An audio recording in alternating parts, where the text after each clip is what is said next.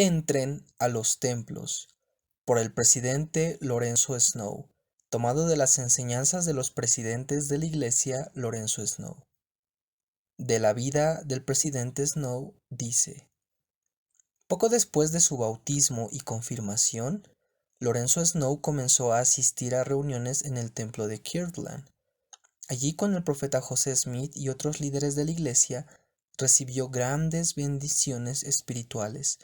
En su diario personal manifestó: allí teníamos el don de profecía, el don de lenguas, el don de la interpretación de lenguas. Se relataban visiones y sueños maravillosos. Se oía el canto de coros celestiales y se presenciaban manifestaciones extraordinarias del poder sanador por medio de la ministración de los élderes. En muchísimos casos se sanaba a los enfermos, se hacía oír a los sordos, ver a los ciegos y andar a los cojos. Era claramente evidente que una influencia sagrada y divina, un ambiente espiritual invadían ese edificio santo. A Lorenzo Snow le encantaba el templo de Kirtland, pues sabía que el Hijo de Dios en su gloria lo había honrado con su real presencia. Por consiguiente se sintió sobrecogido. Cuando se paró ante un púlpito del templo para enseñar, él dijo: no hay palabras que puedan describir mis sentimientos al ponerme de pie por vez primera en uno de aquellos púlpitos para dirigirme a una audiencia, púlpito sobre cuyo barandal solo poco tiempo antes había estado ese santo personaje. El cabello de su cabeza era blanco como la nieve pura, sus ojos eran como llama de fuego, donde también Moisés, Elías y Elías el profeta habían venido y entregado las llaves de sus dispensaciones a José Smith. Muchos años después, el 6 de abril de 1892, el presidente Lorenzo Snow se paró ante otra congregación, en esta ocasión frente al casi terminado templo de Salt Lake.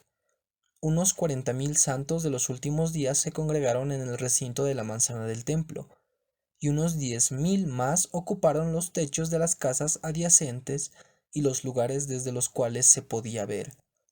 La multitud se había reunido para una ceremonia en la que se colocaría la piedra de coronamiento en la aguja más alta del templo. Aquel día más tarde se colocaría la estatua del ángel Moroni sobre dicha piedra de coronamiento. Por asignación de la primera presidencia, el presidente Snow, en ese entonces presidente del Quórum de los 12 Apóstoles, debía dirigir a los santos durante la exclamación de Hosana. Al explicar la exclamación de Hosana, la multitud expresó su amor y entusiasmo por la obra del templo. Dijo: las palabras de exclamación Hosana, que se dirán hoy durante o después de la colocación de la piedra de coronamiento, fueron presentadas por el presidente José Smith en el templo de Kirtland, y allí se expresaron en una asamblea solemne donde se manifestó el poder de Dios y se les mostró la visión del Todopoderoso a los hermanos del sacerdocio. Este no es un orden común, sino que es, y deseamos que esto se entienda claramente, una exclamación sagrada, y se emplea solo en ocasiones extraordinarias como la que tenemos ahora ante nosotros.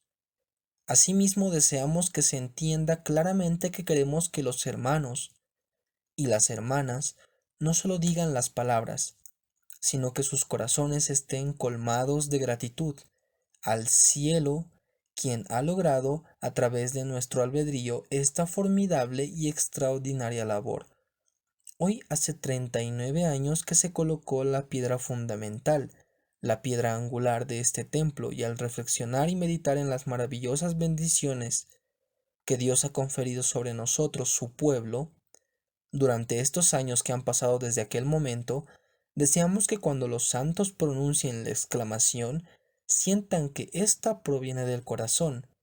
Dejen que sus corazones estén llenos de agradecimiento. El presidente Snow hizo una demostración de la exclamación de Hosana y luego dijo: ahora, cuando vayamos frente al templo y se pronuncie esta exclamación, deseamos que cada hombre y cada mujer exclamen las palabras al máximo volumen que sus voces les permitan, de modo que se estremezca cada casa de la ciudad, que la oigan las personas de cada parte de la ciudad, y que llegue a los mundos eternos. El siguiente relato de la ceremonia de la piedra de coronamiento ilustra la reverencia y el entusiasmo de los santos durante el acontecimiento. Justo al llegar el mediodía, el presidente Wilford Woodruff caminó hasta el frente de la plataforma, a plena vista de la multitud congregada, entre quienes reinaba un solemne silencio. Una emoción recorrió los corazones de las personas mientras él hablaba. Atención toda la casa de Israel y todas las naciones de la tierra. Ahora colocaremos la piedra superior del templo de nuestro Dios, cuyos cimientos fueron colocados y dedicados por el profeta, vidente y revelador Brigham Young. Luego el presidente Woodruff presionó un botón eléctrico y la piedra de coronamiento del templo se movió de modo seguro hasta su posición. La escena siguiente excede el poder de descripción de las palabras. El venerable presidente de los 12, el apóstol Lorenzo Snow, se adelantó y dirigió a 40,000 santos para que exclamaran al unísono: Hosana, Hosana, Hosana, a Dios y al Cordero, amén, amén y amén. Hosana, Hosana, Hosana, a Dios y al Cordero, amén, amén y amén. A cada exclamación la acompañó la agitación en el aire de pañuelos. Los ojos de millares de personas se llenaron de lágrimas debido a su plenitud de gozo. El suelo parecía estremecerse debido al volumen del sonido, que hacía resonar su eco en las colinas circundantes. No se ha registrado en la historia espectáculo más grandioso ni más imponente que esta ceremonia de colocación de la piedra de coronamiento del templo. Los hosanas apenas habían cesado, cuando la vasta congregación prorrumpió en canto con el glorioso e inspirador himno El Espíritu de Dios.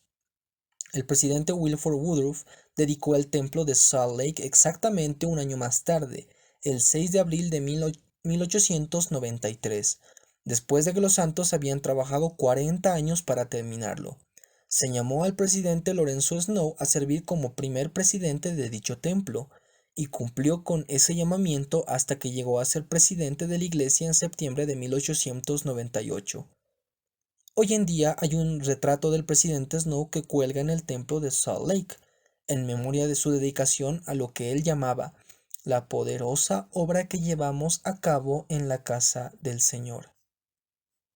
El presidente Lorenzo Snow nos enseña lo siguiente: las perspectivas que Dios ha puesto ante nuestra vista son maravillosas y formidables. La imaginación no puede concebirlas.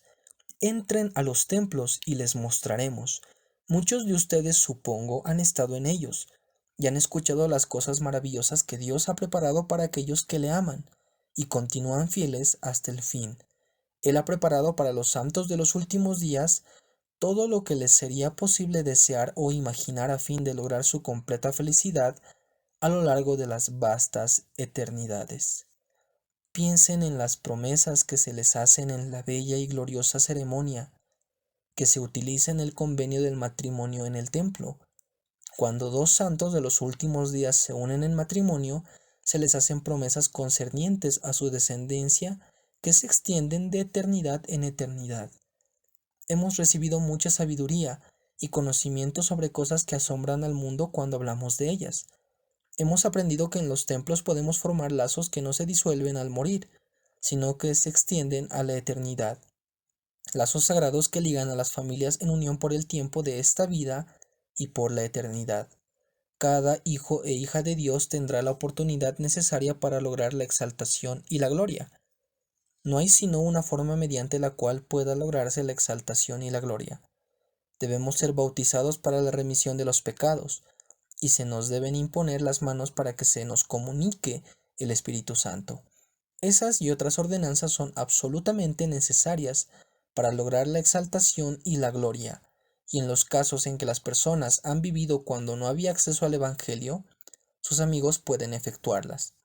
Hemos venido al mundo ahora a fin de hacer esas cosas. Al menos ese es uno de los objetivos principales de nuestra venida. Jamás será demasiado el hincapié que hagamos en la importancia de esta obra. No vinimos a este mundo de manera accidental, Vinimos por un propósito especial e indudablemente vinimos a esta vida por medio de ciertos arreglos en la otra vida donde morábamos. Ahora bien, en los templos efectuamos una gran obra a favor de nuestros antepasados fallecidos. De cuando en cuando hemos recibido importantes manifestaciones de que Dios aprueba la labor que realizamos en los templos. Las personas que trabajan a favor de sus antepasados han experimentado las más extraordinarias manifestaciones. La obra que estamos realizando es grandiosa. Durante el curso de nuestra labor en los templos se han bautizado miles de personas a favor de sus antepasados fallecidos. Ahora bien, en nuestros templos permitimos que las personas entren tras haber buscado datos sobre sus antepasados, independientemente de cuán remotos, y se bauticen a favor de sus ya fallecidos padres, abuelos, bisabuelos, etc., hasta el antepasado más distante que puedan hallar en su línea familiar. Luego les damos la oportunidad de que las esposas se sellen a sus esposos, a lo largo de toda la línea familiar hasta el antepasado más remoto que puedan hallar. Consideren el caso de un joven virtuoso que vivía antes de que se presentara el Evangelio a los hijos de los hombres. Se casó con su esposa y crió una familia, mas nunca tuvo el privilegio de recibir el Evangelio como ustedes y como yo lo hemos tenido. No obstante, enseñó a su familia los principios de moralidad y fue afectuoso y bondadoso con su esposa e hijos. ¿Qué más podría haber hecho? No debe condenársele por no haber recibido el Evangelio, ya que no había Evangelio que recibir. No debe perder a su esposa, dado que cuando él se casó no podía ir al templo y sellarse a ella por el tiempo de esta vida y por la eternidad. Actuó de acuerdo con su mejor entender y ella se casó con él por el tiempo de esta vida, de acuerdo con las costumbres del país.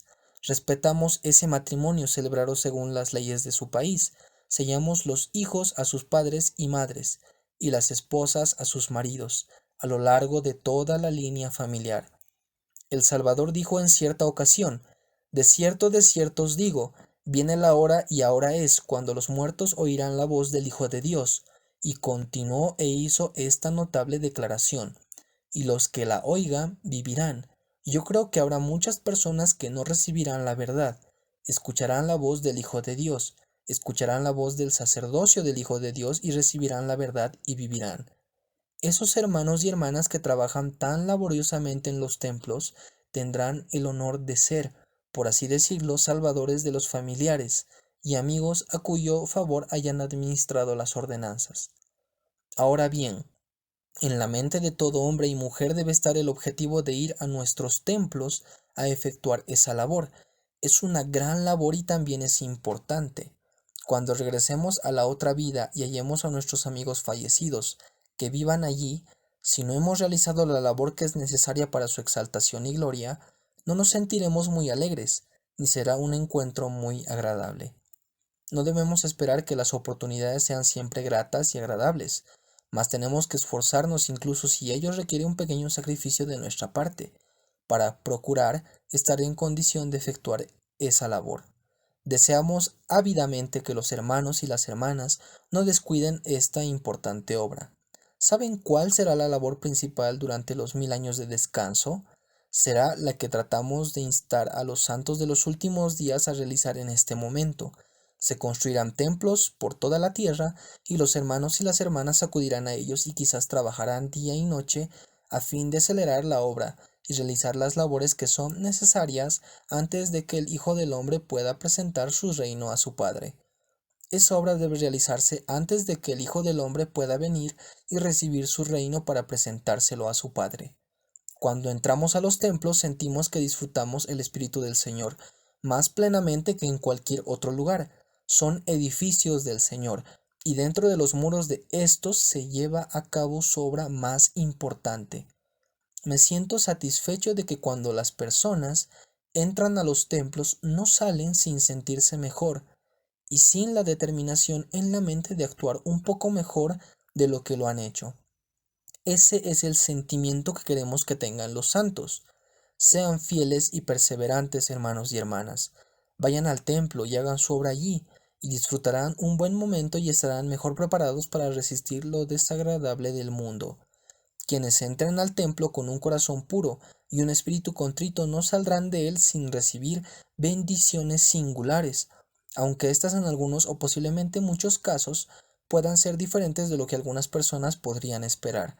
Tal vez algunos de los santos anhelen la aparición de ángeles ministrantes, o esperen contemplar la faz de Dios. Quizás no sea de provecho para ustedes compartir tales manifestaciones. El Señor sabe lo que es mejor para cada persona, y adaptará sus dones para que produzcan el mayor beneficio a quienes los reciban. Podría esperarse con toda seguridad que todo santo fiel que entra en dicha casa reciba una bendición que brinde mucha satisfacción al receptor. Antes de que quienes entren al templo salgan de él, florecerá algo en su corazón, y su entendimiento, que les será de provecho en su vida futura, tienen ese derecho en carácter de verdaderos santos de los últimos días. En el nombre de Jesucristo. Amén.